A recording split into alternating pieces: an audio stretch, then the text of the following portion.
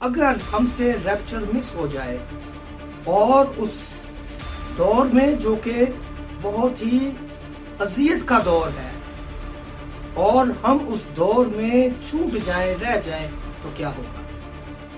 یہ دور بڑی ہی اذیتوں کا اور مصیبتوں کا دور ہے. یہ دور مخالف مسیح کا دور ہوگا. یہ دور 666 کا دور ہوگا. سو چند باتیں ہیں جو میں آپ کے ساتھ شیئر کرنا چاہتا ہوں اور چاہتا ہوں کہ پھولوں کے ساتھ آپ کو کانٹوں کے بارے میں بتاؤں, آپ کو خوشیوں کے ساتھ دکھوں کے بارے میں بھی بتلاؤں کہ خداوند کا کلام پہلے سے ہی کیا فرماتا ہے. سو 5 باتیں جن پر آج ہم غور کریں گے.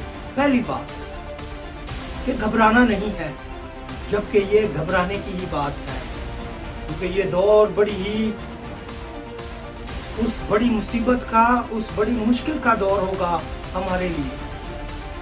اور مجھے اس دور میں پہلی بات یہ کہ تسلیم کرنا ہے کہ مجھ سے ریپچر مس ہو گیا ہے, مجھ سے ریپچر چھوٹ گیا ہے اور میں 7 سالہ بڑی مصیبت میں داخل ہو چکا ہوں.